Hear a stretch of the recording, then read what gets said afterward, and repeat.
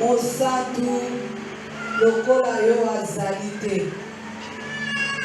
Tombola lelo totomboli maboko likolo togumbi mabolongo na biso tosopi mitema na biso toye kogumbamela yo mosantu na Israel. Na tombola lelo toye kogumbamela yo koso ya zoba kasima te letumba. Na tombola lelo toye kogumbamela yo liloba oyo epesaka bomoi, liloba oyo etelema na kunda Lazaro eloba mpe Lazaro asekwa, liloba oyo ekausa makila ya mwasi ya mbula 12, liloba wana eza yo Yesu. Liloba wana nde toye kogumbamela na ntongo ya lelo, liloba wana nde toye kotombola na ntongo ya lelo. Togumbameli yo mbeka na motuya oyo Nzambe andima mpo na biso. Na ntongo ya lelo toye kogumbamela yo, yo oyo otika kiti ya bokonzi polele, okiti na se, olati nzoto, okokani na biso, ondimi kozwa esika na biso ya masumu mpo biso tokoma basantu.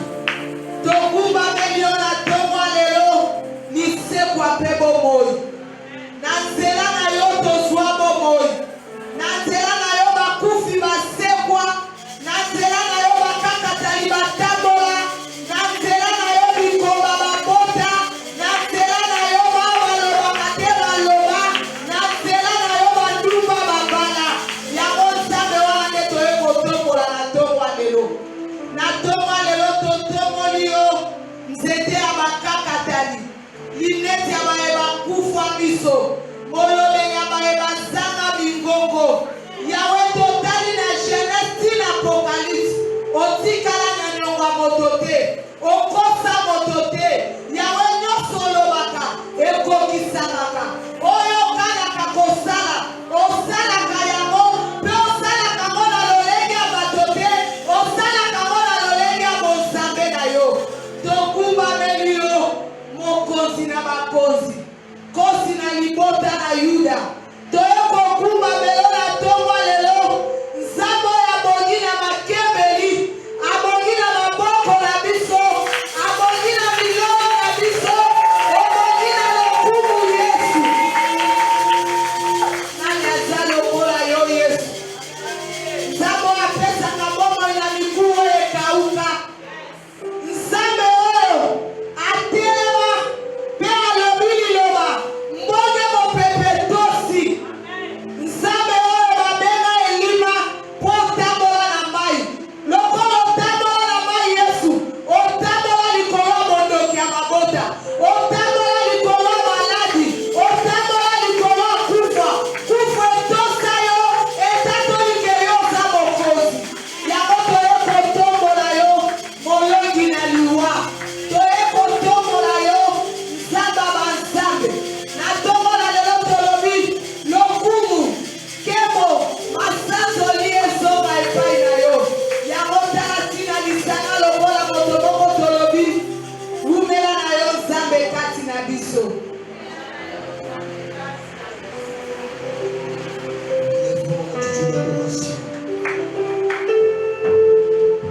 Nous devons vous avons notre panier d'action de grâce. Et nous recevons bien-aimé qui vient d'arriver. Je le vous dis de la chorale. Dans mon cœur, coule l'amour, l'amour profond pour celui que j'attends.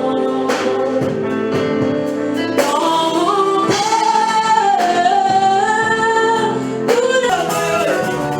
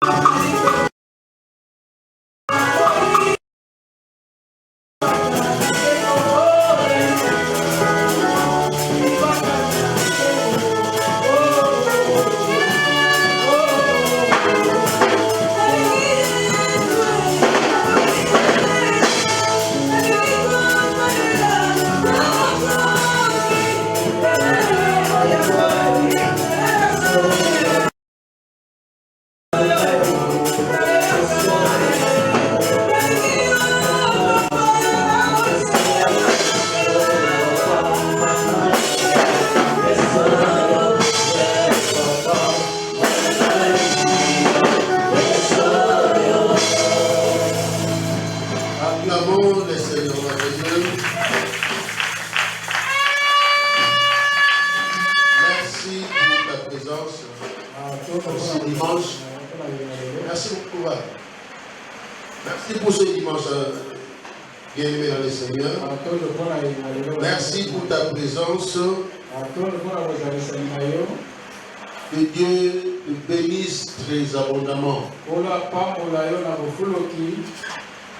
Nous avons connu le samedi une pluie très très abondante. Dans la nuit de vendredi à samedi.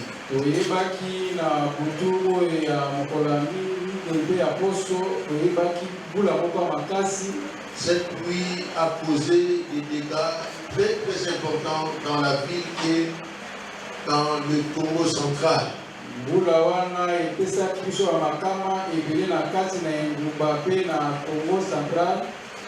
Certains d'entre nous ont été victimes de cette pluie. Vous allez remarquer que nos deux pasteurs ne sont pas là. C'est à cause de la pluie. Pour votre information, le pasteur Lévi a été au volant de sa voiture depuis hier jusqu'à maintenant. Il n'est pas encore à la maison. Il est au volant. Il ne s'est pas traversé le Tchang jusqu'ici. Donc il a passé la nuit dans la nuit au volant de sa voiture.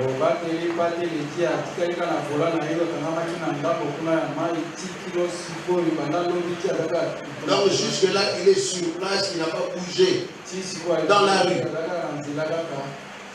Le pasteur de Robert ne sait même pas venir. Certainement, ils sont inondés. Si le berger Paul est ici, c'est parce qu'il a passé la nuit de ses côtés. On lui a envoyé les images de sa maison. L'eau jusqu'aux 3/4 de la porte de sa maison. Il a tout perdu. À quelqu'un à la télévision, certainement il ne fait pas la télévision du Congo. Si toi, tu es là, c'est la grâce de Dieu. Alléluia. Amen. Est-ce que nous pouvons nous lever pour prier pour ceux qui ont connu le dégât? Nous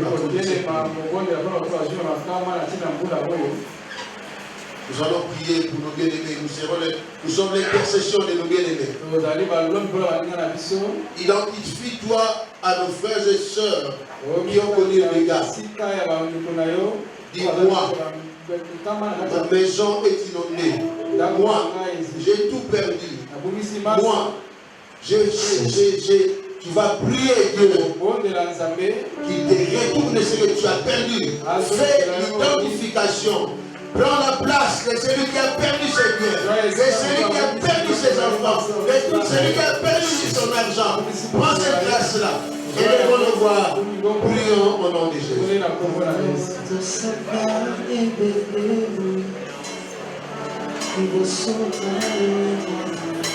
Au-delà de Sika Boniga.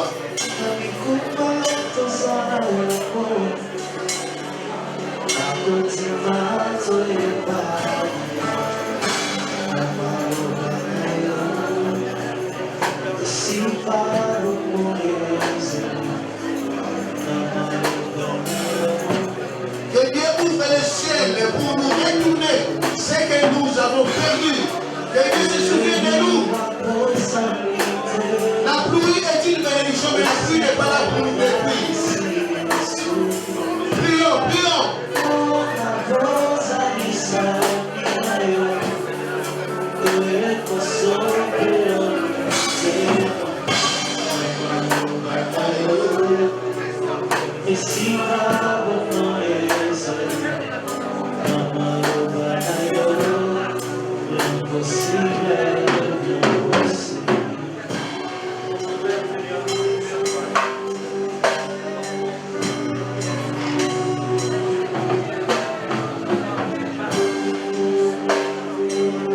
Après avoir fait l'identification, rentre dans ta peau. C'est pas quoi de la personne pour qui tu avais pris la place. Rentre maintenant dans ta peau. Déclare maintenant. Je suis Jules. Je rentre dans ma peau. Je suis Sylvie. Je suis Lovès. Je rentre dans ma peau. Prions maintenant, mon Jésus. Prions, prions.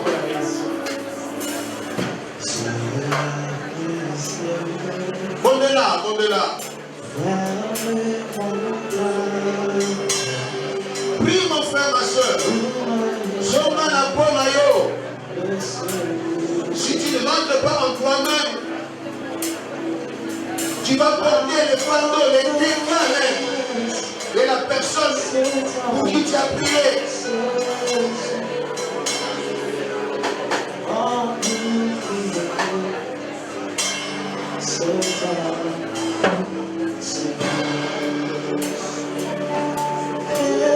Ta puissance descend sur moi, l'ancien divine,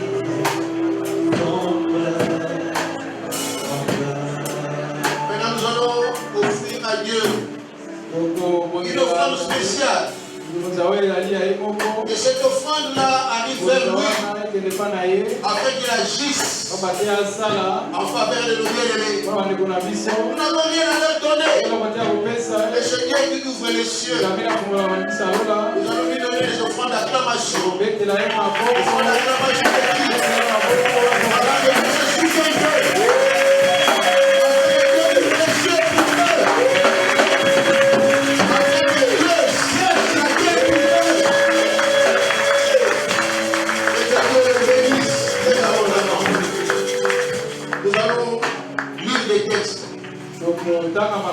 Et non seulement qui nous a été donné par Papa Abraham. Les textes, nous avons 7 textes à lire. 4 dans le livre de Genèse, 1 dans le livre d'Ézéchiel, 1 aussi dans le livre de Jérémie, et tout 2 dans le livre de Jérémie.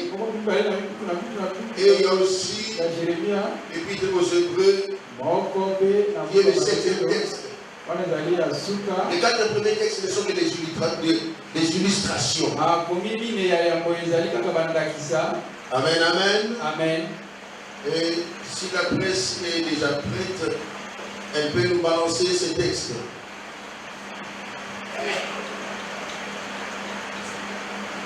La parole, par respect, c'est notre Seigneur Jésus-Christ. Nous le mettons de Isaac implora l'Éternel pour sa femme, car elle était stérile. Et l'Éternel l'exauça. La femme devint enceinte. Mais ils ne sont pas du tout moi ça de côté comme dans ma famille. Vous ne savez même pas pourquoi on est dans Zambie. Hier, moi ça de côté à mon Nzambe. Souka souka moi ça côté. Mais oh ya biso, surtout biso à Congolais. Ceux qui pensent que bon t'as défini dans ma famille. Bon mais quand ça va non quoi tata moi c'est quoi ça? Il faut savoir prier pour sa femme. Il a dit Isaac aima. Attends. Amen. Le mari regardez vous en face de mari. Alléluia. Amen. Notre texte Genèse, chapitre 24. Isaac conduisit Rebecca, sa mère. Isaac a mis Rebecca na Emma où ezalaki ya maman na Esara.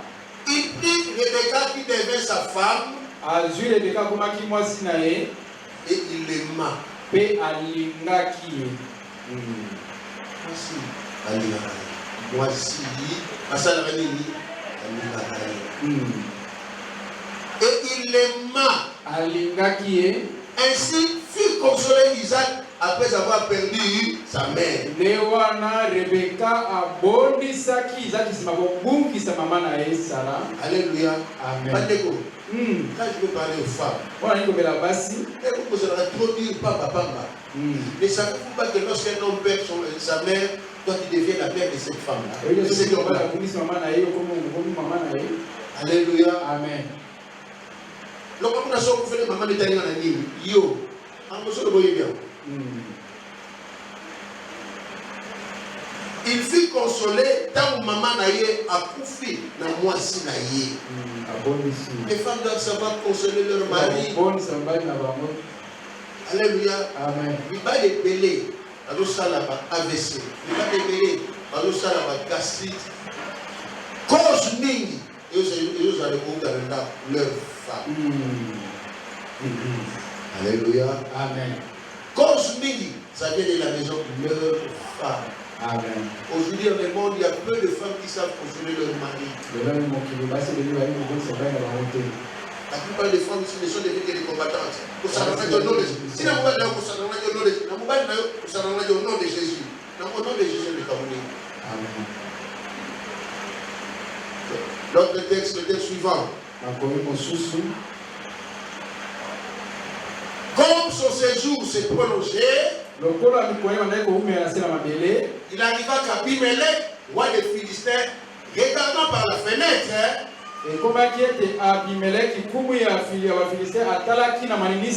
vit Isaac qui plaisantait avec Rebecca, sa femme. Dans la version où vit Isaac qui embrassait sa femme. Dans la couple, moi, si on va, il faut vous appeler la plaisanterie. Il ne va pas au Djoukou. Plaisanterie, ça l'a raté. Dans la couple. Et quand tu es ça l'a raté dans le couple. Plaisanterie peut faire ça là. Amen. Masano peut faire ça là. D'un moment, Masano peut continuer à parler de ce bazali. Et ça l'a raté dans un couple. Ma mari aussi malade, on peut ça l'a raté. Les mariés aussi malades. Aussi malade, on va aussi malade. On peut ça l'a raté. Blague ça l'a raté. Dans le couple, blague ça l'a raté. Il faut blaguer. Il faut savoir blaguer. Le bas, le blaguer. Bon, le bas, on a la numéro. Bon, le bas, on a la mona. On a le blaguer. Bien-aimé dans le Seigneur, un problème est sous ici là, on a beaucoup blagué quand vous avez blagué. Il y a des femmes qui ne blaguent pas. On a déjà des généraux avant d'être généraux. L'image aussi, on a déjà des généraux avant d'être général. On blague dans un couple pour nous. Vous êtes tout le temps en prière. Vous avez un couvent. Vous avez un couvent. Vous avez un couvent. Papa, vous avez un couvent. Vous avez un couvent. Texte. Texte. Genèse. Chapitre 17. Dieu dit. Certainement Sarah, ta femme t'enfantera un fils. Certainement.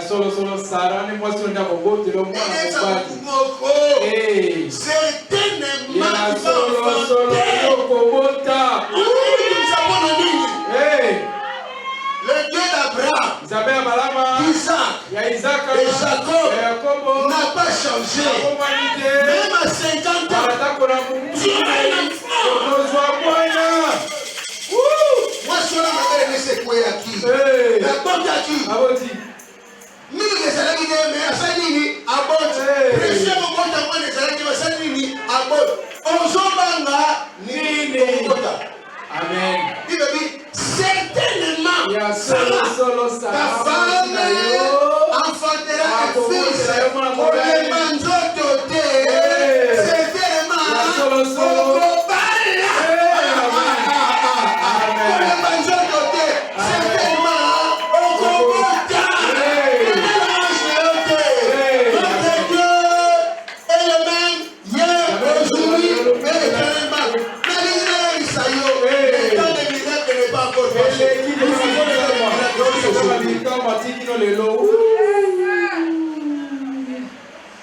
Amen, amen. Amen. Certainement ta femme t'enfantera un fils. Et tu l'appelleras du nom d'Isaac. J'établirai mon alliance avec lui comme une alliance perpétuelle pour sa postérité après lui. Madame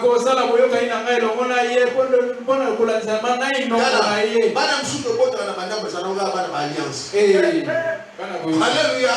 Moi, je suis alliance. Quand je suis au bout du parent, au yéli, je vais jamais ça alliance à moi.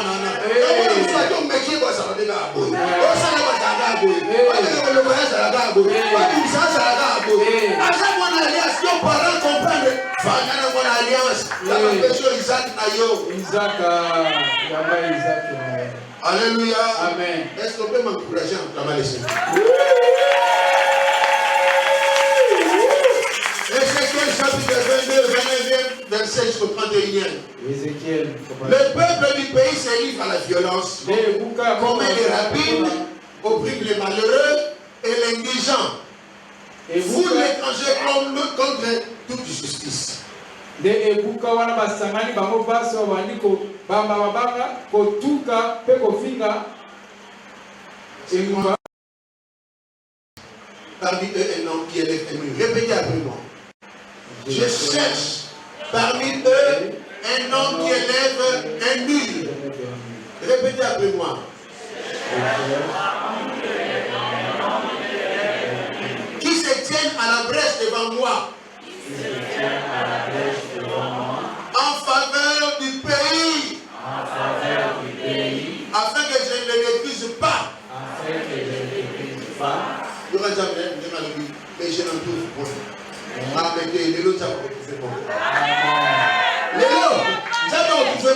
Amen. Je répandrai sur eux ma fureur. Je les consumerai par le feu de ma colère. Je ferai retomber leurs œuvres sur leur tête, dit le Seigneur l'Éternel.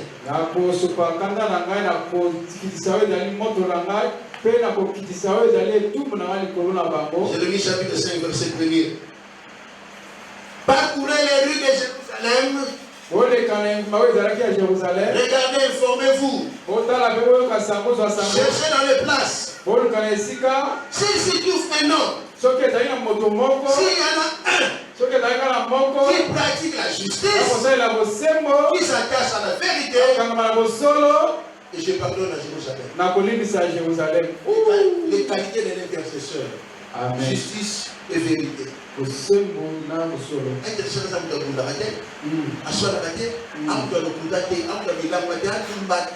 Amen.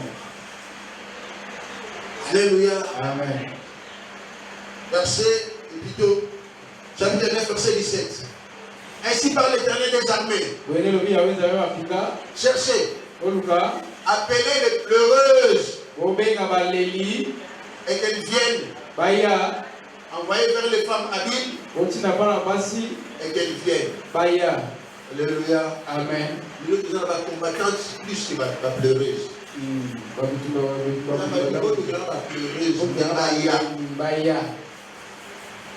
La combattante, ils ont bien traité, il faut le faire. Il y a des moments il faut pleurer. Le sort de sa famille, le sort de ce pays, le sort de ta maison. Dieu cherche les pleureuses.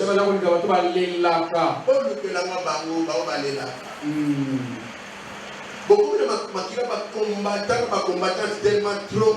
Adam Pessaleki nanda kubumieka na nom de Jésus. Ikongo jana beta yo kubi na nom de Jésus. Alléluia. Amen. Vous savez moi na nom de Jésus. Alléluia. Amen. Hébreux chapitre 10. 19 à 23. Ainsi donc frères, puisque nous avons au moyen du sang de Jésus une libre entrée dans le sanctuaire par la route nouvelle et vivante qu'il a inaugurée pour nous au travers du voile, c'est-à-dire de sa chair. Et puisque nous avons un souverain sacrificateur établi sur la maison de Dieu,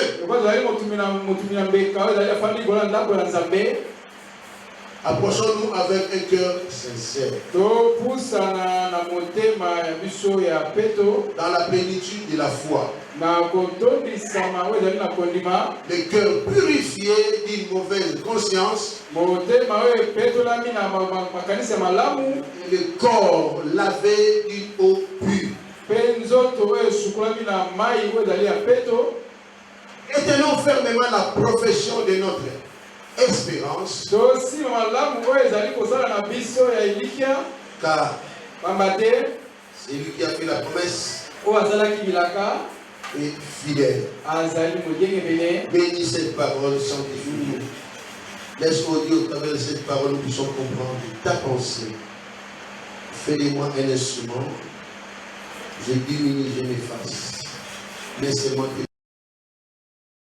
que le ciel souffle encore davantage sur cet esprit de travail. Travaille dans ton peuple, travaille aussi en moi. Bénis-nous au nom de Jésus. Amen. Amen. Acclamons le roi des rois. Le thème de ce matin, nous l'avons tiré dans le livre d'Ézéchiel et de Jérémie. Est intitulé comme suit. Sois un intercesseur dans la main de Dieu. Sois un intercesseur dans la main de Dieu. Vous savez, notre attitude spirituelle, comme nous l'avons lu, dans Hébreu.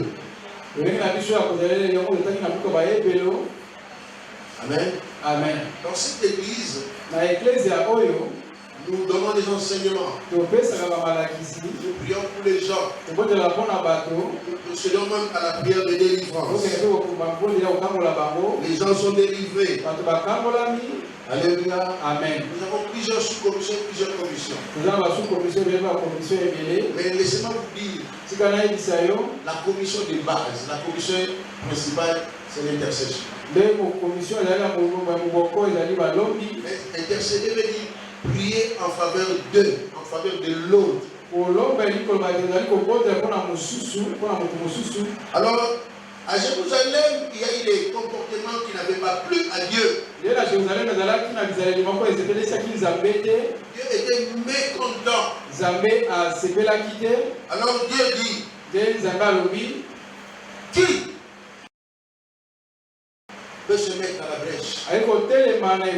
Si quelqu'un se met à la brèche et prie en faveur de Jérusalem, je vais pardonner. Vous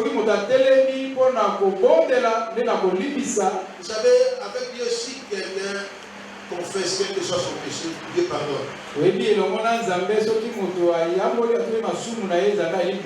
n'est pas un rancunier. La Bible dit, si tu confesses tes péchés, il est juste et fidèle de pardonner et pour nous purifier de toute iniquité. Mais malheureusement, il y a des gens qui ne pardonnent. Et lorsque ces gens-là entrent dans un milieu, il y a des troubles qui surviennent dans le milieu. Ce sont des gens à problème. Ce sont des gens qui n'aiment pas pardonner.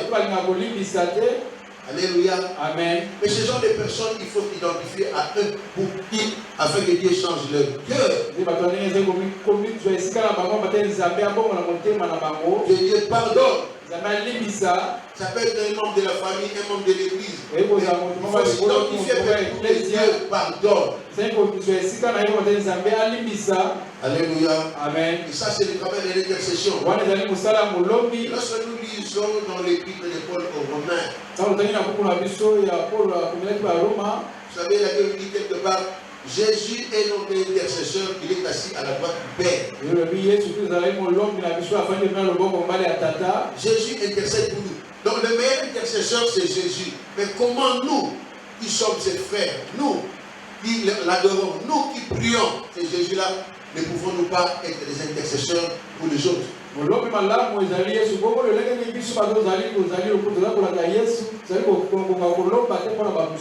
Alléluia. Amen. Soyons des intercesseurs pour les autres.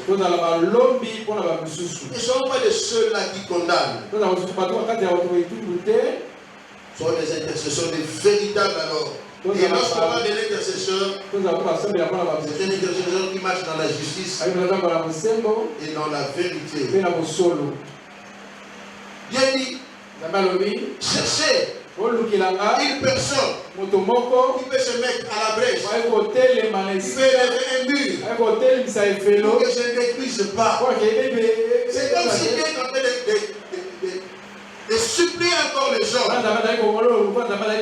Cherchez-moi une personne qui peut élever le mur, qui peut se mettre à la brèche. que otelema na esika que mosala moi na je ne détruise ye pas. ete ngai nabebisa Je te n'ai pas envie de détruire. wana mposa kobebisa te Même si vous faites le mal. kasi mosali mabe Mais mon problème, likambo na nga je veux voir une personne. Aïe, Une comment on attend? personne. moto Il n'a moko pas besoin de 100 aza personnes. kosenga bato kama te Alléluia. amen Une personne qui peut se tenir à la brèche. moto moko akoki kotelema na ekuke mpona kobondela Attention, vous savez, lorsque nous donnons le tome 2, ntango topesaka malakezo ya tomi 2 il y a un chapitre, le chapitre 2, où nous parlons des portes d'entrée. wana tobilaka ekuke ya kokotela Dieu cherche une personne qui peut bloquer, fermer cette porte-là, afin que le diable et ses acolytes ne puissent pas entrer. nzambe aza koluka moto moko akokanga ekuke na moto ezabolo na batindami na ye Lorsque bakota nous te intercédons, malgré la colère de Dieu, Dieu peut changer. ntango oza kolomba mpona bamisusu nzambe aza kokanga na ye akoki kobongola Dieu n'a pas toujours envie de détruire, non. nzambe azaka na bosenga te ya kobebisa te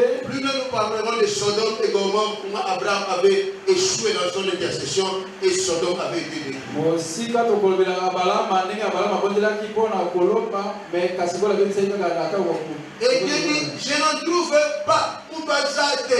Je cherche quelqu'un, mais je n'en trouve pas. Une personne. nzambe abini azali koluka na moni te moto aza te atako moto moko aza te Mais je vais dire ce matin, ayikobala tonga cette lelo personne à c'est toi. moto yango na tonga lelo eza yo Tu es la seule personne d'intercession de l'église. oza molongi Qui est moko dans oyebaka na yo te tu es l'intercession de ta famille. oza molongi elonga na yo oyebaka Tu es te l'intercession de votre avenir. Tu es l'intercession de votre société. Mais Dieu cherche une personne, mais moi je dis, cette personne-là c'est toi. moto moko eza yo Lève-toi, telema prie. bondela Dieu va agir nzambe akosala à cause de ta prière. na ntina libondeli na yo Alléluia. amen Vous savez, bien aimé dans le Seigneur, oyeba nini kati na kolo généralement, mingimingi Dieu cherche aussi les gens qui ont son cœur, nzambe alingaki bato baza na motema na ye le cœur de Dieu. motema ya nzambe Avoir le cœur de Dieu, c'est avoir un cœur de compassion, un cœur qui aime. kozala motema ya nzambe eza kozala motema oyo ezali bosokemi Alléluia. Amen. Voilà, un intercesseur doit aussi avoir un cœur de compassion, un cœur qui aime les autres.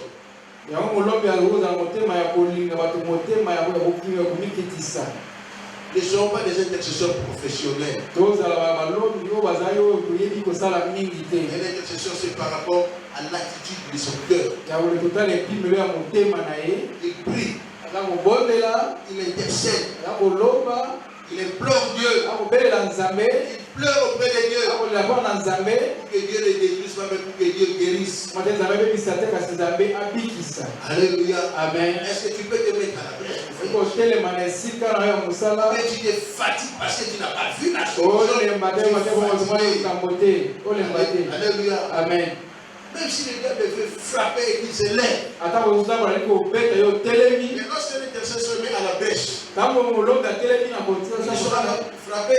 akobeta te ezala kobeta te Parce que tu es plus costaud, plus fort que le diable. pamba te oza makasi monene koleka zabolo Et Dieu va arrêter la main du diable. mpe nzambe akokanga oyo ezali liboko ya zabolo Dieu cherche un intercesseur. nzambe aza koluka molombi moko Dieu cherche un intercesseur. nzambe aza koluka molombi moko Qui peut prier pour les autres? azali kobonde mpona Qui bamisusu peut prier pour sa famille? azali kobonde mpona libota na ye Et qui peut prier pour ce pays? mpona kobonde mpona mboka oyo Alléluia. amen Ne faisons pas de l'intercession une habitude. tosalela te oyo ezali alombi ezali koma komeseno Dieu cherche des pleureuses. Nous sommes très forts en combat spirituel.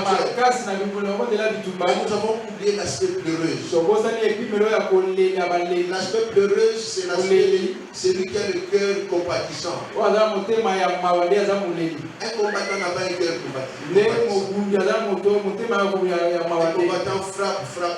abetaka Il faut avoir esengi l'autre version du cœur, la compassion.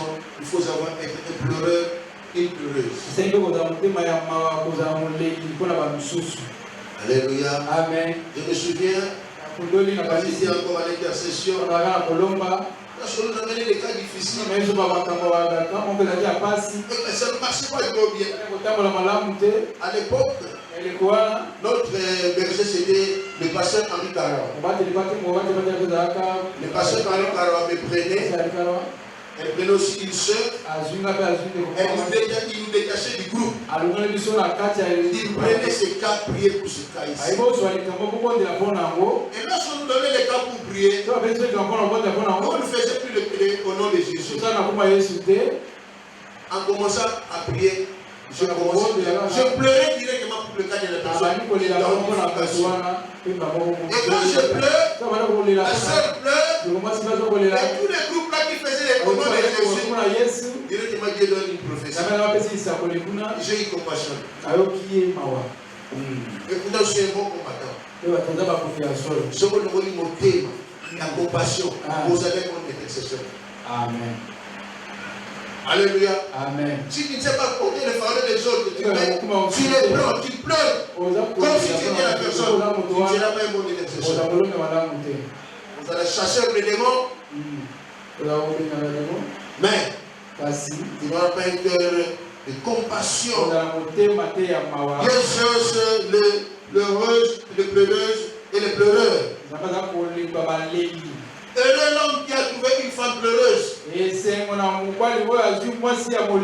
Heureuse la femme qui a trouvé un homme pleureur. Il y a des femmes qui font pleurer. Même si Jésus lui-même avait pleuré. Et lui qui était le meilleur combattant. Mais quand il a pleuré pour Lazare, c'était des larmes de compassion. Et généralement, les larmes de compassion sont une prière. Qu'il peut se lire que par Dieu lui-même.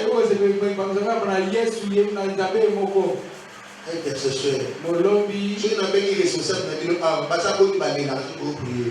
Un seul papa. Pour les laver, voilà. Dans les dans ça, la scène, message de la radio.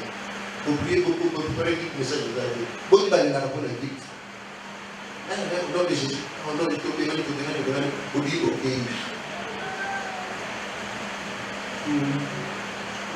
Ne faites pas des choses par formalité. Entrez en profondeur.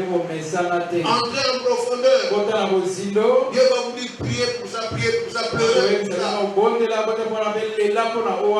Alléluia. Amen. Voilà pourquoi Abraham. Là, je suis dans Genèse 18. Abraham était chez lui. Il a vu 3 personnes qui voulaient passer. Il ne passait pas. Je suis votre serviteur. Venez chez moi entrer. Je vais vous préparer quelque chose à manger. Et je vais vous laver les pieds. Après cela, vous aurez la force. Et vous pouvez repartir. Alléluia. Amen. Les 3 personnes n'avaient pas refusé. Ils sont venus. Alléluia. Amen. Il faut avoir l'habitude d'accueillir les gens dans ta maison. Tu ne sais pas quel jour, quand tu vas accueillir les anges de Dieu. Il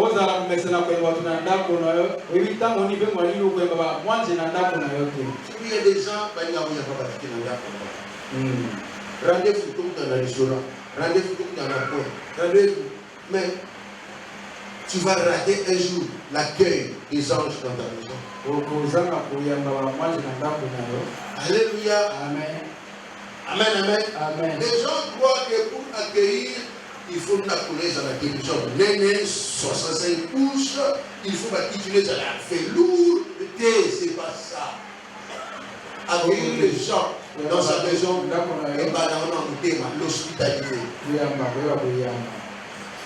Il faut pas se dire que il faut pas dire que la ngombe Dieu. Attends-nous dans la Nikaya. J'ai des années. Attends, Belgique. Alléluia. Amen. Qui a accueilli les gens cette semaine sur lui à la maison? Qui? N'a même pas un gendarme qui a une semaine. Il faut avoir accueillir les gens dans sa maison. Oui, quand il y a un babaté de dame, souvent il y a un dame, il y a un frère de dame, il y a un frère de dame, ça suit. Il y a un frère de dame, il y a un frère de dame, souvent il y a un frère de dame. Alors, on peut avoir des banda. Il y a des gens, des chrétiens qui ne sont pas sûrs d'eux-mêmes. Attends, moi j'ai été.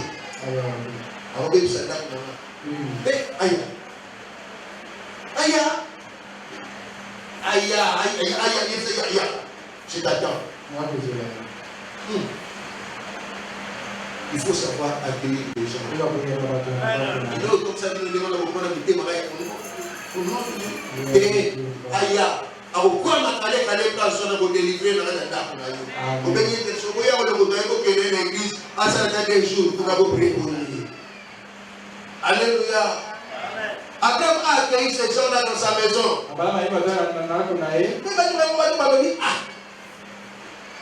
La chérie à Abraham, c'est ce que je vais faire. Et non, bon,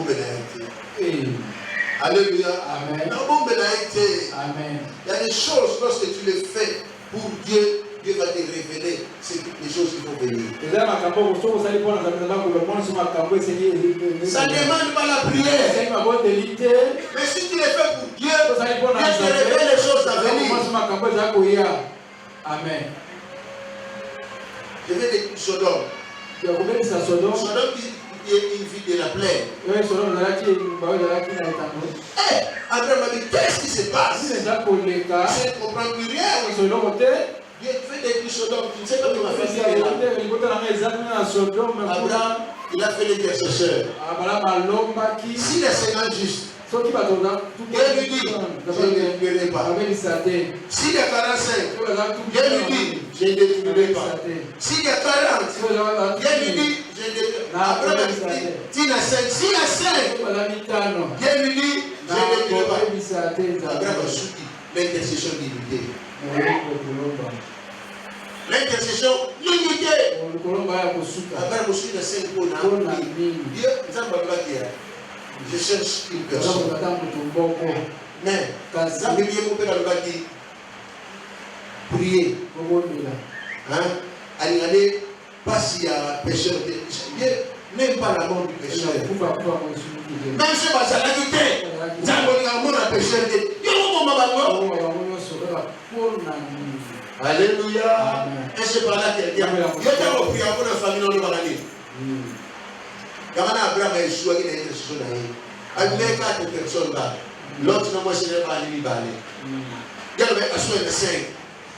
Mais il y a l'autre 5. À combien de choses il va mauvaise intercession. Là, ils sont dans la nélo. On a un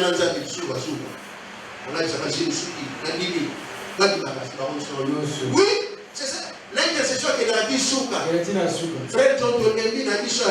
Quand on attend au quotidien, il va pasteur. Vous priez jusqu'à quand? Dans l'église.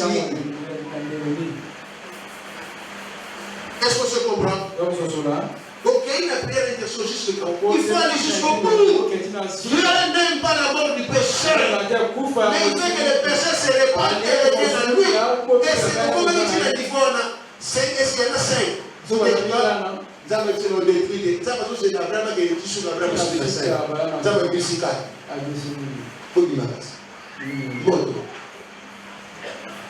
Est-ce qu'on se comprend?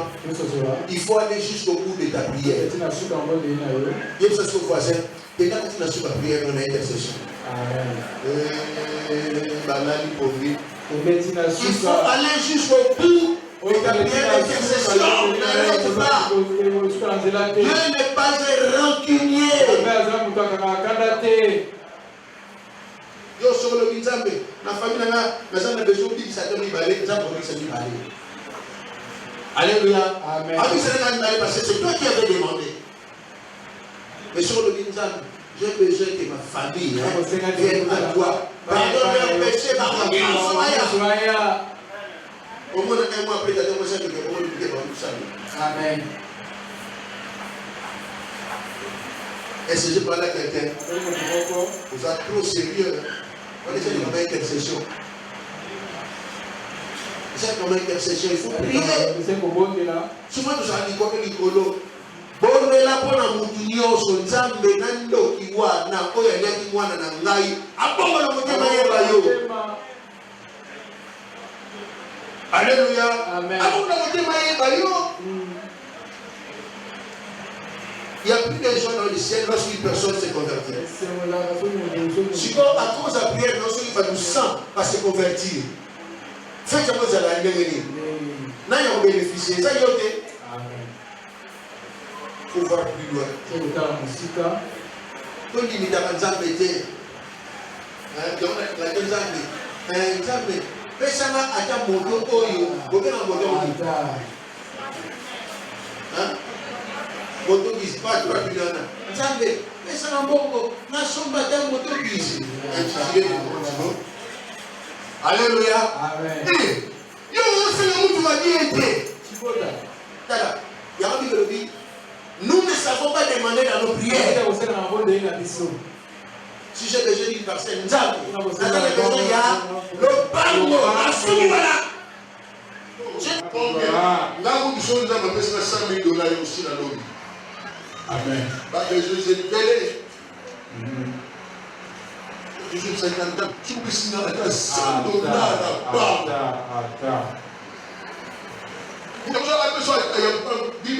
L'or et l'argent sont à lui. Après ça, on a la pomme. Il y a une sanza de la révélée. Mais qui va se le dire, il s'agit de ça, ce monde. Il faut la dire. Dans les budgets, et 100 000 balles. Mais ça n'a pas projet pour eux. Alléluia. Amen. Nzambe dit, il est ambitieux. Nzambe le connaît. Je suis ambitieux. Nzambe.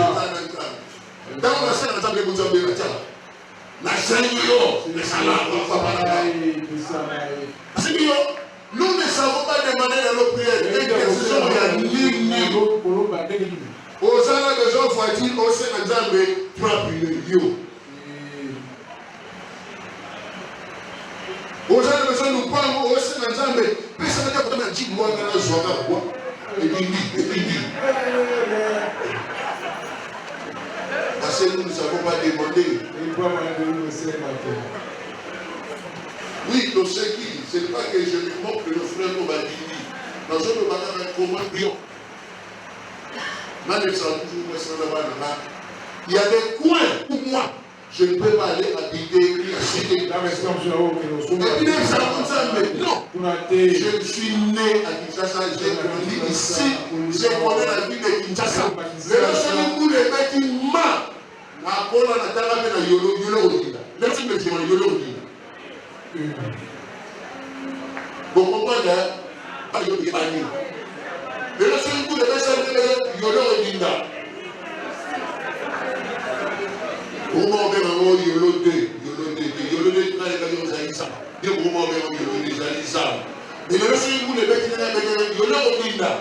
Ah la question. Donc, si les gars sont pas bons, on a yolo, mais ça n'aime. Si les gens ne sont pas yolo, personne ne peut pas yolo, mais si gars.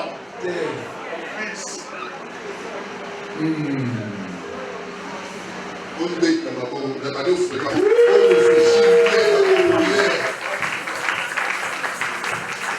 On réfléchit bien à la fière. Amen. Donc, si on nous parle, il y a Lukaya. On est promis à la Kassamuru. Donc, si on nous parle, on a déjà le parle. Il y a un cas au dernier Lukaya. On nous on est dit, pour ça, on a le parle. Il y a toutes les questions. Pour ça, on a le parle. Si on met dans ce pays, mais c'est que le royaume, quel est le parle? Quel est le c'est que ça la clair dans ta demande. Alléluia. Amen. Comment on peut intercéder les chaînes de l'homme? Mais notre Dieu, Seigneur, toi tu intercèdes légèrement. Pourquoi? On nous en a des nains. On a interdit aussi à ta santé là. Je suis pour la chaîne là. Oui.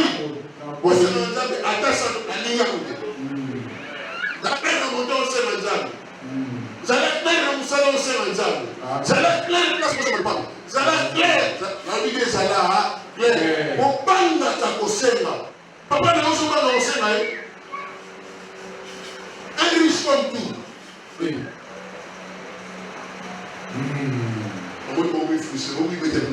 Amen.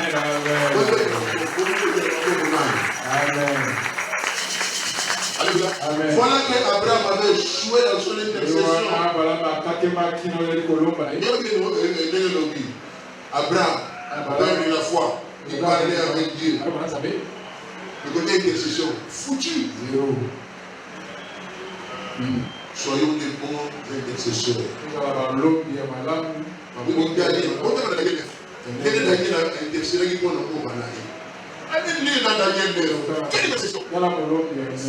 Alléluia. Amen. Après, Daniel a s'identifié. Pardonne nos péchés. Pardonne nos péchés. Nous avons péché contre toi et nos pères, les prophètes qui nous ont envoyés.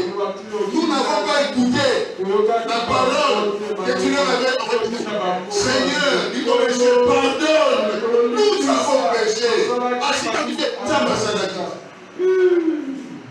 Daniel. Donnez-nous mon salut. Daniel, moi, je suis là-bas. Moi, je suis ici. On m'a dit que je ne vais pas faire intercesseur. Alléluia. Amen. Nous avons appelé ça maintenant Mouya. Nous avons jauger mon lit. Nous avons appelé ça mon lit. Mon maître. Nous avons question mon lit. Mon maître. Il y a mon tournant pour là. Alléluia. Amen. Je suis en train de parler de l'intercession, mais comment il faut le regarder.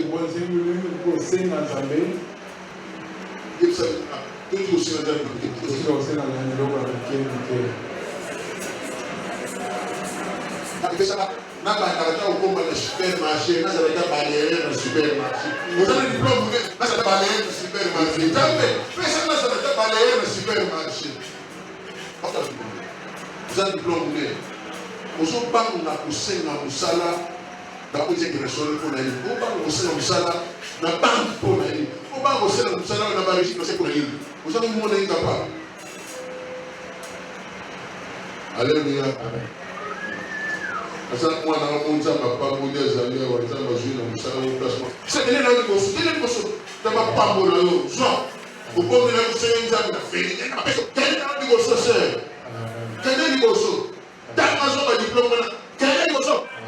Vous savez demander à Dieu. Alléluia. Est-ce que nous allons dire oh man c'est le nzamba. Je vous dis bien que ça nous sert au Seigneur bien passer. N'est pas vérité. Nous allons dire pour ça là. Et puis, dans les magasins, pour ça, nous avons ici là, c'est ça, il va à Bongo. Bongo, il ça, alléluia. Attends, je suis le contact. Non, attends, 2 ans. Nous allons pouvoir attendre 2 minutes. Nous allons vous saler l'amour. Amen. Yo, ma péché pouvoir, il y a 1 mois, pouvoir, la salle et la taille en haut. Là, c'est le tati. Là, c'est dans le camp dans la possible. Vous demandez à monsieur le président. Oh, dès que Ninga, ma, ici, et puis, ordonnance. Donc, après, si on a cherché beaucoup de gens, alléluia. C'est une mission avec Dieu. Au Seigneur de l'ensemble, nous.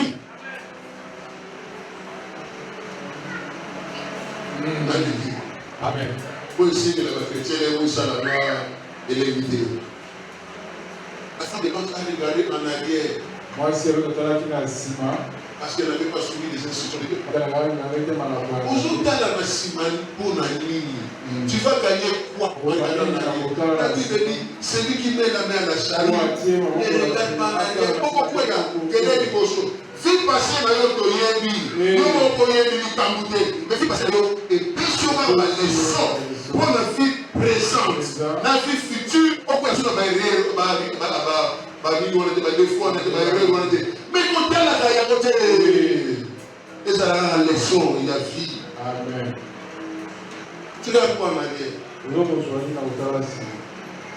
Alléluia. Il faut que je sois passé dans le bino, distance sur le Kékara, ma camarade de Kouta Nabamo, ma camarade de Kouta Nabamo, vous le savez, c'est comme un bois. C'est dans les cas, à quoi on a un niveau de sous. Non, bien, pour mettre dans ce machin, on va pas. Nous sommes là, nous sommes là, nous sommes là, nous sommes là, nous sommes là, nous sommes là, Parce que ma solution avec lui, moi la plus aussi. Fâché, mais il faut. Est-ce que vous comprenez? Fâché, il faut fâché dans le connaissance. Dieu sous sa ligne avance. La femme de l'autre a regardé en arrière. Pourquoi? Les promesses sont devant. Cours, c'est lui qui a fait la promesse. Fidèle. Il est fidèle. Il ne va pas se répartir les promesses qu'il avait faites. Je dois ta maison et ta famille. Il ne va pas se répartir. Il va les accomplir. Alléluia. Amen. Permettez-moi d'avancer. Départez-moi. Lorsque on m'avait écarté, je prends le pasteur Malassi. Il m'a dit une chose que je ne dirai pas. Gilles, vu ton expertise, on va te rappeler. Papa, le baba m'a dit que tu suis la one. Là, papa, à l'origine de Moussala, Gilles, vu ton expertise. 11 ans. Oui, ma possible. On a un frère, on a dit, nous avons la chambre de l'église. Là, c'est la chambre de l'église. À qui nous avons la chambre, à qui nous avons la chambre. Si nous avons dit, et puis ça va marquer, ça dit, Amen. Alléluia. Amen. Il m'a fait réfléchir beaucoup. Ça dit Job. Ah, de l'autre, c'est le gars à côté de Mohamed Job. Heureusement que ce n'est pas des niais. Alléluia. Il ne faut pas les nier, la promesse est vivante. Il ne faut pas arriver là où Dieu va. Pourquoi tu vas arriver? Comment? Reste fidèle. Quand celui qui a fait la promesse est fidèle. Ne serait pas. Alléluia. Amen. Frères et sœurs. Lorsqu'une personne est dans le coma, il ne sait plus prier. Il ne vous entend pas. Mais un intercesseur, lorsqu'il vient travailler, il prie pour la personne. Il s'identifie à la personne. Alléluia. Amen. Je vous dois dire la foi, vous connaissez Jean, là, il y a Seigneur. Moi, Jean, je te reconnais. Quel est ton intérêt à me prendre la guerre? Seigneur, regarde ma maison. Regarde ton champ. Si ma mission est finie, et ta volonté soit faite. Mais si ma mission n'est pas finie, Seigneur, je donne ma vie. Parce que j'ai encore envie de penser à la vie. Alléluia. Amen. Amen. Et continuez, Seigneur, je me sépare des gens qui n'ont pas d'énergie. N'importe qui n'a oublié, qui va s'identifier à ce cadre? Amen. J'ai fait une version. Quand vous la donnez, vous savez la version à cellule. Moi, même des années, ça a toujours été très important. Alléluia. Amen. Parce que tu es l'intercesseur qui connaît la chose, qui le fait avec amour.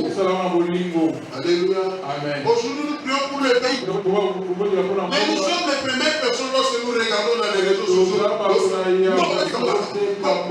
Et puis, sauf qu'il n'a pas de date, nous pouvons prier pour le pays de l'Est. Nous avons dit pour ça. Donc, on va dire, sauf que les dames nous avons dit. Oh Seigneur, parole MBCT. On ne peut pas dire les combien de choses et à la fois. Non, jamais. Jamais. Dans mon machine dans le oui, oh, comment on va dire, tu es là, il y a des santé, pas de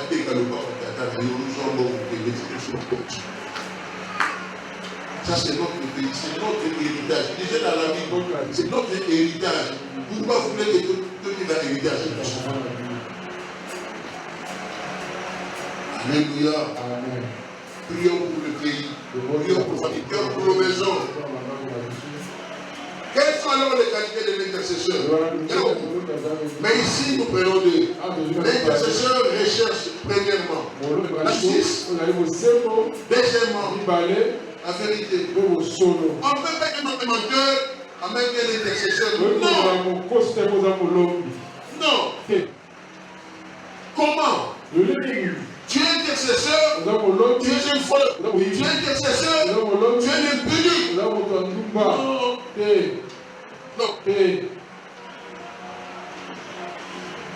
Si je dis à Dieu, Seigneur, je vais prier aujourd'hui avec l'intercession. Je suis venu pour qu'il fasse la sélection. Parce que c'est un intercesseur. Pour la seule intercession, vous allez prier dans l'union. Mais Seigneur, avant de parler de la sélection, il y a bien des frères. On a demandé du banda. Amen. On n'a pas besoin de ça, c'est Dieu a besoin de tout le monde.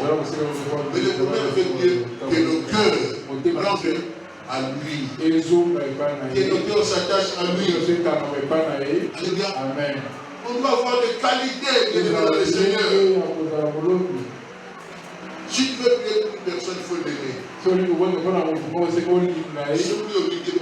Amen. Pour prier pour Nanga, il faut l'aimer. Si on dit non, on va prier pour Nanga. Amen. Non, mais pour nous prier pour Nayo, il faut l'aimer. Si on a dit non, alors l'intercession, je veux prier pour une personne. Il faut l'aimer. D'un cœur de compassion. Amen. Amen. Généralement, le cœur de l'homme.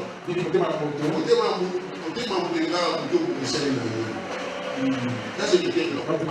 Mais ce n'est pas le cœur de Dieu. Ce n'est pas le cœur de Dieu. Voilà, lorsqu'on est intercesseur, il faut aimer tout le monde. Il faut vraiment aimer tout le monde parce que Dieu cherche une seule personne. Dans toutes les religions, ils n'ont pas un intercesseur en leur faveur. Il n'y a que le christianisme. Il y a un intercesseur en notre faveur. Qui est assis à droite non seulement assis inutilement, mais il est assis en intercédant pour nous. Alors, avec des critiques, avec la personne pour qui tu vas intercéder. Alléluia.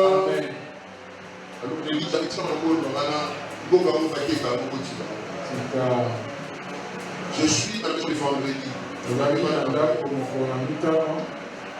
Mon fils vient, papa. On m'a dit que arrivé dans une Isamaï. I wish that you see this information. Papa, il a dit, collègue dans la Isamaï, il a dit, il et pour la ligne d'Isamaï, il faut Walikali, aussi, au traverser comme un fond de goût. La mission de l'Inaï, il a besoin de Walikali, parce que j'ai des messagers qui sont là-bas. Vous voyez, je vais les côtés là-bas. C'est mon fils, je vais les côtés là-bas. D'abord, on a les réseaux sociaux. Il savait que ici, ma côté de nos climat, avant ma télé, on a dit, on a dit, bon, il sera dit. Alléluia. Amen. Attention aux réseaux sociaux. Attention. Parce que c'est une formation les gens, il a voté. Les gens, l'information où les gens dans les réseaux sociaux, n'a pas eu de gens dans le chef de notre soutien. Non, c'est pas très bien. Il y a les réseaux sociaux, les gens, où nous y est. Allez, je vois le point, papa, dans la vidéo. Jombo na yo quelque chose qui est pour que on a neuf pour la parenthèse. Pour la 1970, 1980, on a bâti, ça produit à l'élo. Ça produit à l'élo, et produit à l'élo. Bien, produit à l'élo. Sorosana, on a la libana produit à l'élo. Elle produit à Canada. Alléluia. Il faut que la parenthèse en parle aussi. Mais quand on a les logiques, on ne sait pas comment on va faire les potes. Le temps en place, mon quand on fait la photo, comme on dit, Sylviane, pour y avoir. Mais quand on a la photo, qui fait âge. Au lieu d'avoir 61 bichot, beaucoup de 59, beaucoup de 49 ans. Ok. Sylvia, 49 ans. Oui, le limite, et ça, la passeport, là, on dit. Petit, on n'a pas de petit monde, là, on a moi, j'ai 49 ans, j'ai 60 ans. Alléluia.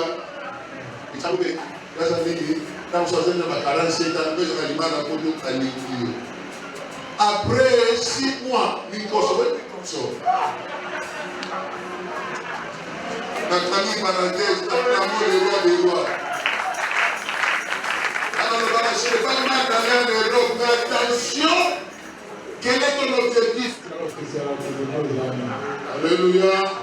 Demande à Dieu ce qui te faut. Vraiment. Papa nous a raconté l'histoire de l'homme de Dieu. Il est venu dans un couple, dans un foyer. Il exhortait la femme. Dans ce foyer-là, l'enfant de cette femme-là était un alcoolique avéré. Alors, pendant que le pasteur parlait avec sa femme, cette femme-là, l'enfant est entré vraiment d'elle. Voilà les candidats en enfer. Il a dit à la maman. Non. Il est allé embrasser son fils. C'est mon fils. Pasteur, il est venu au bout de moi dans la feu. Moi, dans la feu. Amen. L'amour de cette femme-là, de son enfant, a fait que cet enfant-là est ouvert. Alléluia. Comment on commence à Paul? Paul a dit qu'il va nous arriver à Boni. Regardez le contexte. Donc là,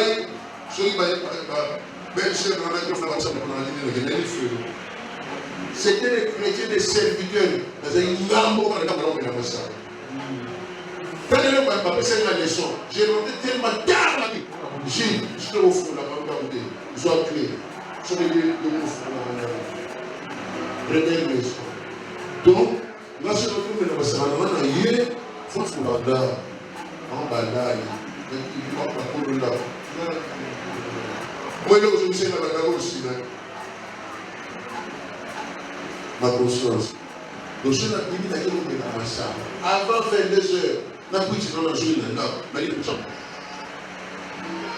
Maintenant, on a une chambre là. Là, il y a une chambre là, grand frère, on a une chambre. Nzambi, si, on a fait amen. Bonjour, je suis allé différent. Maintenant, je vais passer à la ville.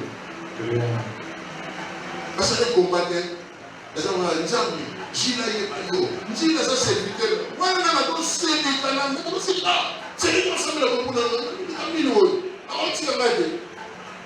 Tu vas m'aider. Maman, là, il y a plus mon ami.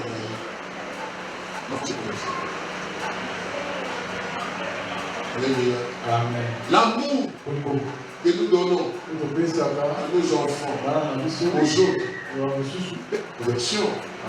Alléluia. Ne faites pas. Ça veut dire pas. Alléluia. Alors voilà pourquoi tu ne peux pas intercéder sans amour. Il faut pas identifier. Pour prendre la place des autres. Alléluia. Amen. La Bible dit Isaac a aimé sa femme, Rebecca. Isaac connaissait les dieux de son père, l'obéissance de son père, et le sacrifice que son père allait faire contre lui en le sacrifiant.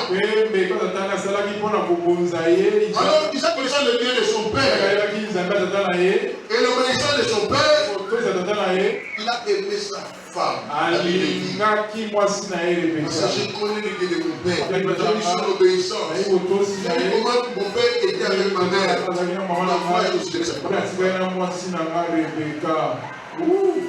Alléluia. Amen.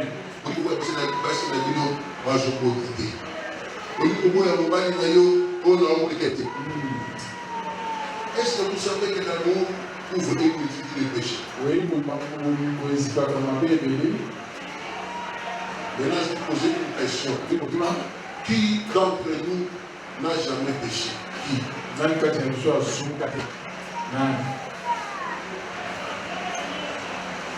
L'amour d'Isaac envers sa femme, et comme nous l'avons lu, les prières qu'il a dressées à Dieu pour sa femme. Amen. Alléluia. Amen. Nous sommes des intercesseurs. La famille, la famille, identifie à la personne. Il y aura des résultats. Pourquoi il faut réguler? Donc, c'est le système de la consommation. Amen. Alors, arrêtons de critiquer. Soyons des intercessions pour nos familles, pour le service, pour l'église, pour la parcelle, pour la venue. Soyons des intercesseurs avérés. Prions. Alors, quelles que soient les décisions que Dieu avait prises et les choses devaient changer. Voilà qu'on a intercession pour l'intercession. Dieu a besoin d'une seule personne. Faites équipe même avec 3 personnes, priez. Amen. Dieu est avec vous. Quand vous êtes nombreux, il y a beaucoup de dissacteurs.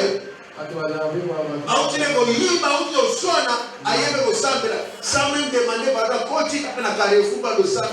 priez les comme kilo. Arrêtons de critiquer. Arrêtons de voler. Nous n'avons pas besoin de beaucoup de gens pour prier. Nous avons besoin d'un intercesseur. On va élever les murs. Voilà pourquoi je voulais dire à quelqu'un, sois vrai. Sois vrai. Marche dans la droiture, dans la justice. Et tu prieras pour les gens. Les gens seront guéris. Les gens seront élevés. Tu prieras pour les gens. Dieu agira. Sois dans la main de Dieu et Dieu va te bénir. Au nom de acclamons le roi de roi. Acclamons le roi de roi. Si cette parole a touché ton cœur, ou si tu as compris cette parole, là où tu es, lève-toi, nous voulons prier. Lève-toi, nous voulons prier.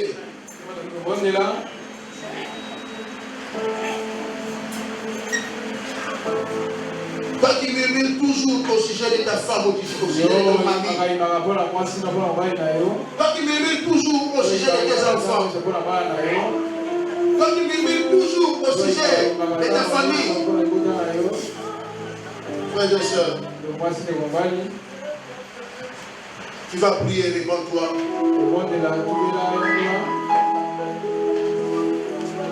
Toi qui critiques toujours les autres,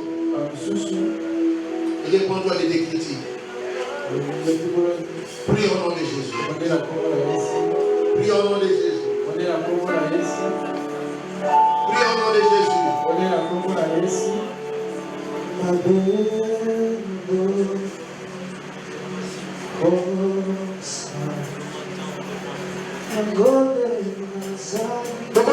Lève-toi. Un intercesseur.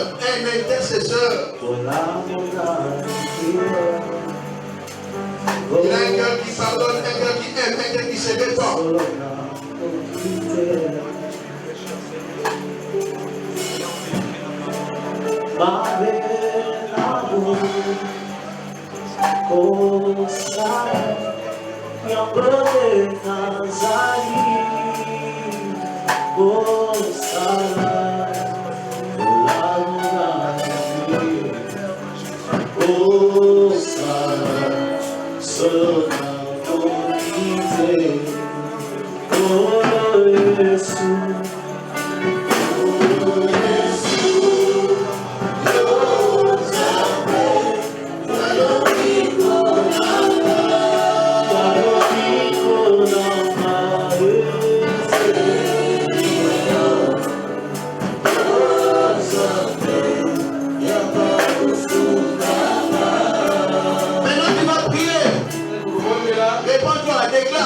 J'aime cette personne-là maintenant. Seigneur, je l'aime. Même si ma mère m'avait critiqué, je l'aime. Même s'il m'avait fait de mal, Seigneur, je l'aime. Je l'aime, je l'aime. Si tu connais la personne, cite son nom. Dis Seigneur, moi je l'aime. Prie au nom de Jésus.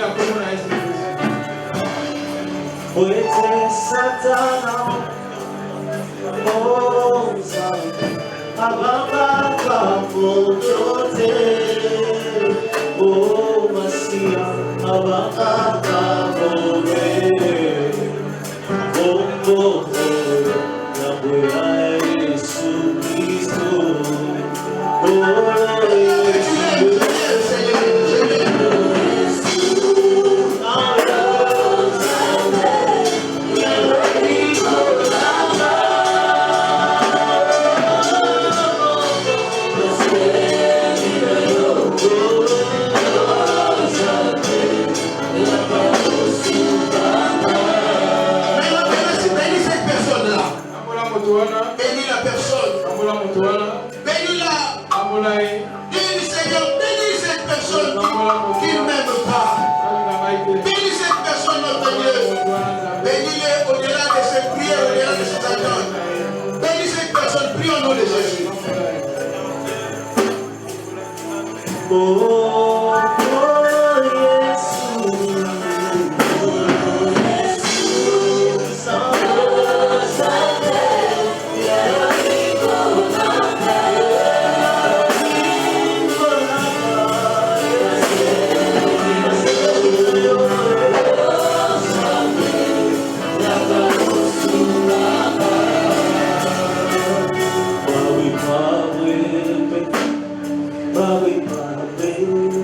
Paul avait dit, priez pour moi, priez pour moi. Tout le monde a besoin de prière. J'ai besoin de prière. Tu as besoin de prière. Mais laisse-moi te dire, il y a un intercesseur véritable. Voilà pourquoi nous allons acclamer Jésus.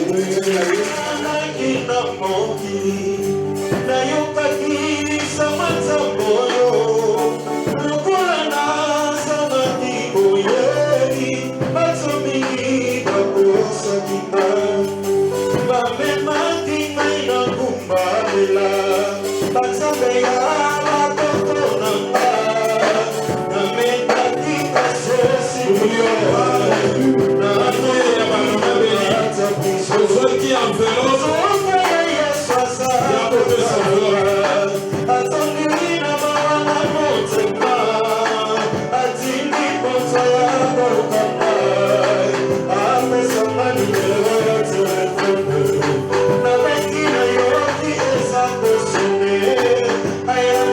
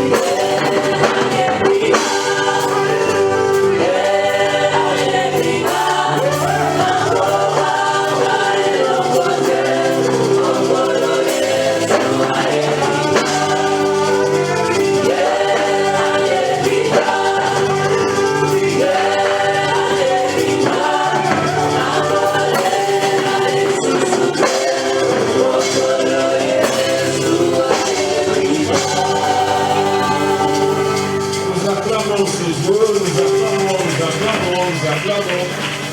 Travailler plus haut, nous acclamons très fort ce Dieu. Nous passons à la seconde étape de notre culte, c'est la Sainte Sainte. Bien-aimé, je te prie de revenir en toi-même, de réaliser que tu es l'invité à la table du roi.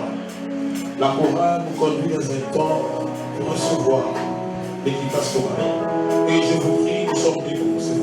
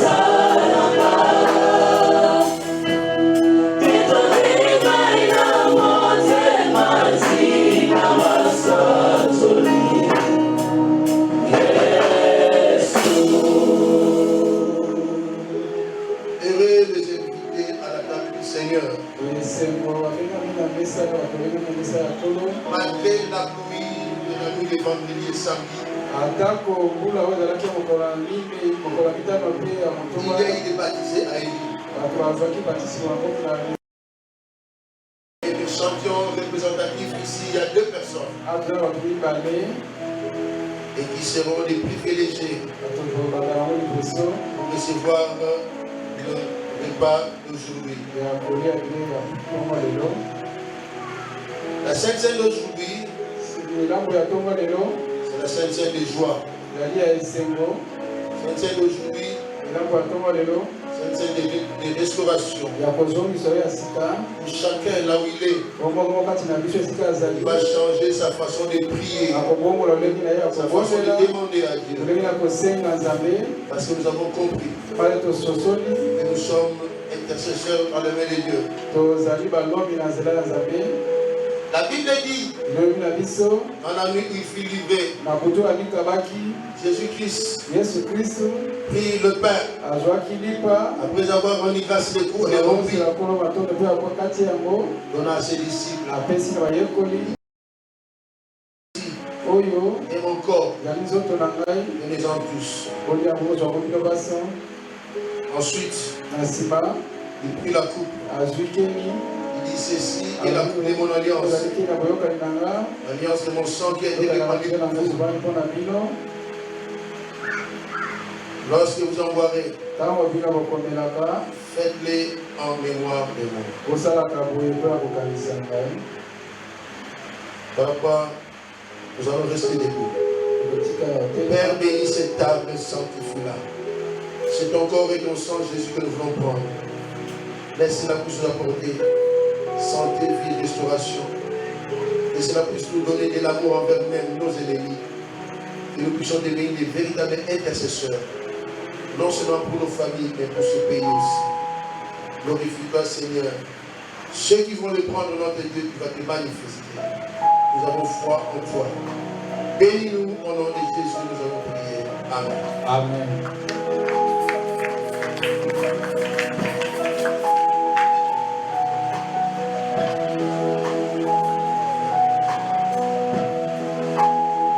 Nous allons d'abord servir ceux qui ont été baptisés.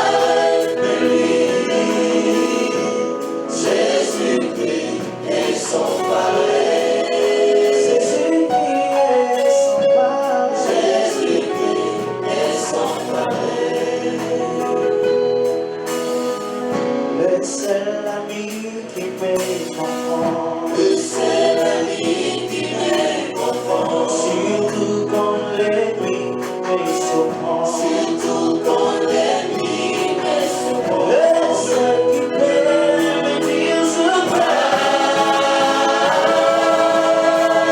Contre des mots qui blasphèment. Sa parole me renferme.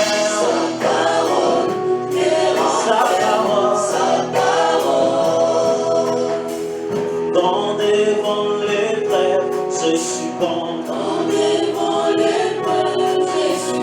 Pendant que l'épreuve reste ma camp. C'est suffisance même d'amour. Il est du trône de secours. Sans pareil, en son abord.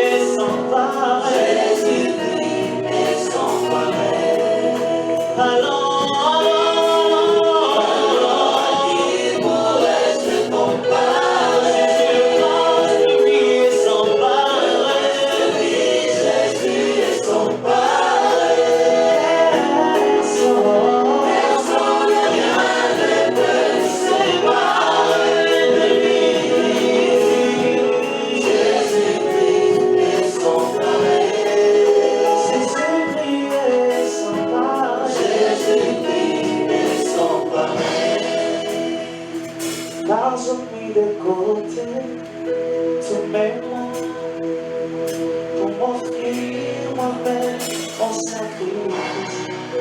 Tout à toi, je me donne tout à toi. Je me donne à toi, Seigneur. Je me donne à parfum pour toi. Je me donne un parfum, Seigneur. L'église est debout. Je me donne un parfum pour toi. Nous allons manger et boire à l'oral sous l'image. Mangeons tous ensemble.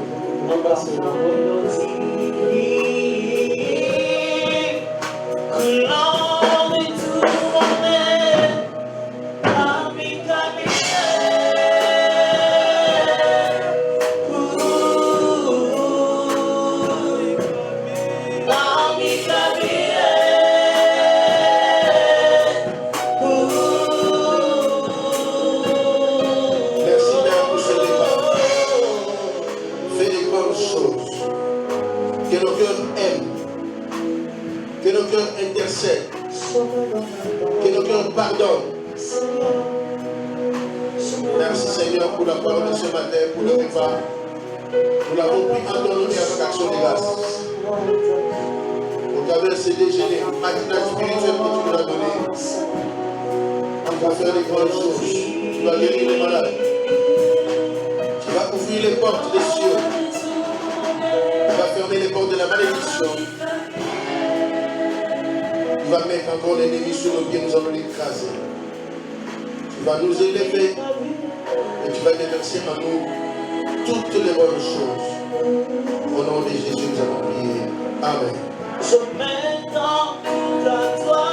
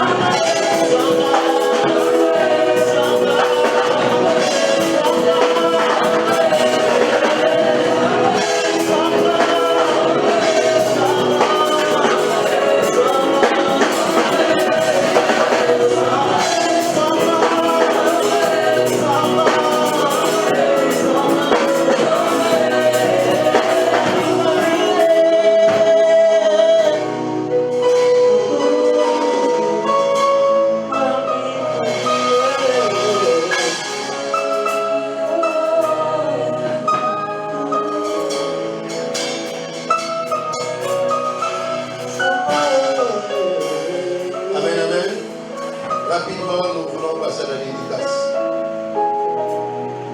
Nous allons dédicacer l'enfant Salina Otole et l'enfant Samienne Okoto Nolam. Nous appelons les parents Boké Moussabin et Baye Kikoko. Les avancer avec les enfants et nous voulons dédicacer.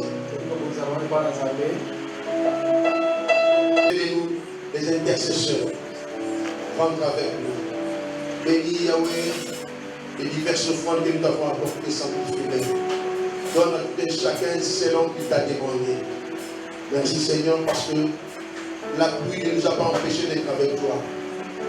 Tu nous as bénis au travers d'elle et tu continueras à nous bénir aussi de plusieurs manières. Bénis le reste de la journée. Bénis cette semaine qui va commencer. Et bénis notre retraite avec ton peuple. Dès que manifesté, au nom de Jésus, nous avons prié. Amen.